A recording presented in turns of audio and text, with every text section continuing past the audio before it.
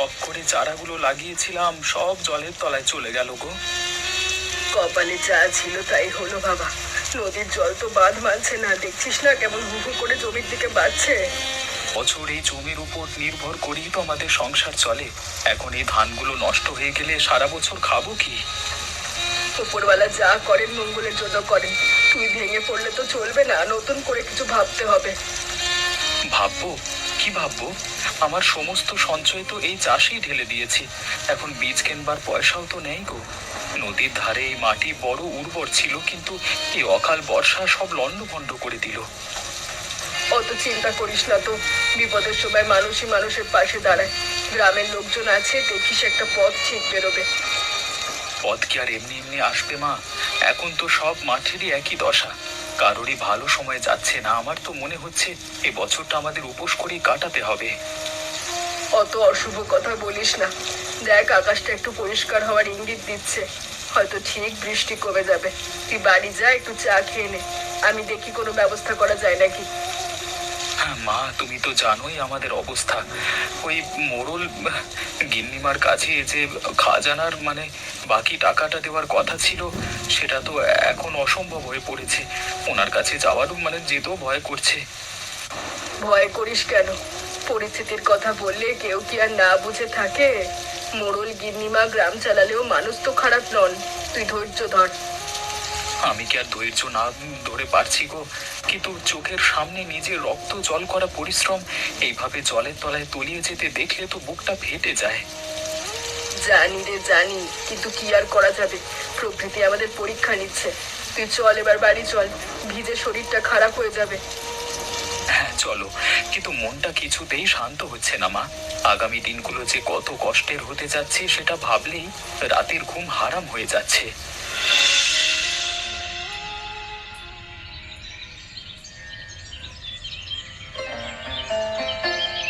কিরে গোপাল, এভাবে মুখটা বাংলার পাঁচের মতো করে বারান্দায় বসে আছিস যে, কোনো বিপদ আপদ হলো নাকি? আর বিপদ?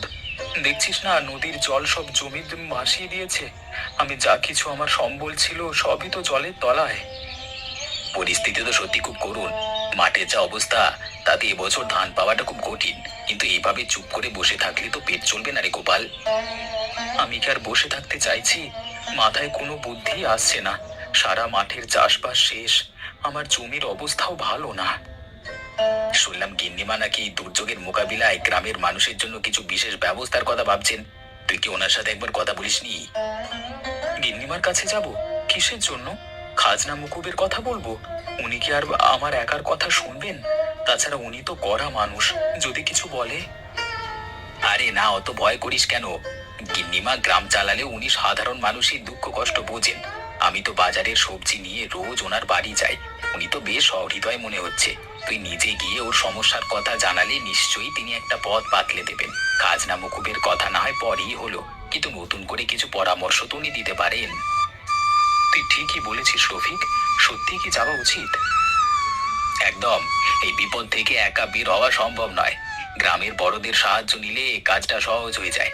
গিন্নিমাই গ্রামের সবটা দেখভাল করেন, ওনার সাহায্য নেওয়াটা এখানকার পরিস্থিতির জন্য সবচেয়ে বুদ্ধিমানের কাজ হবে। দেখ, আমি সবজি বিক্রি করে ফিরছি, কিন্তু তোর মুখটা দেখে খুব খারাপ লাগছে বলেই দাঁড়ালাম।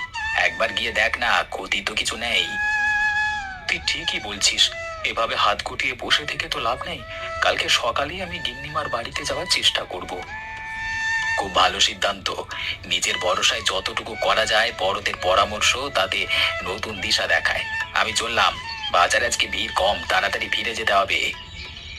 অনেক ধন্যবাদ রফিক, তুই আজকে সাহস না দিলে হয়তো আমি এই দ্বিধাতেই কাটাতাম। গিন্নিমা, ভেতরে আসতে পারি? কে? গোপাল নাকি? আয় আয়, ভিতরে আয়। মুখটা এমন শুকনো কেন, কি হয়েছে? গিন্নিমা, খুব বড় বিপদে পড়েছি। নদীর জল বাড়বার ফলে আমার চাষের জমি পুরোপুরি তলিয়ে গেছে। সারা বছরের সব ফসল নষ্ট হয়ে গেল। জানি গোপাল, শুধু তোর জমি নয়, গ্রামের অধিকাংশ চাষিরই একই অবস্থা। প্রকৃতি খুব রুষ্ট হয়েছে এবার। তা তুই আমার কাছে এসেছিস কেন? গিন্নিমা, আমাদের অবস্থা এখন বড়ই শোচনীয়। খাজনা দেওয়ার সময় আমার তো হাত পা সব বন্ধ। বিনীত অনুরোধ আপনার কাছে, এবারের পরিস্থিতির কথা বিবেচনা করে আমার খাজনাটা কি মুকুব করা সম্ভব? তুই যে বিপদে আছিস তা আমি বুঝতে পারছি। তোর পরিবারের আর কারোর তো অন্য কোনো আয় নেই। আমি শুধু তোর কথা ভাবছি না, যারা যারা এমন ক্ষতির সম্মুখীন হয়েছে তাদের সবার কথা ভেবেই আমি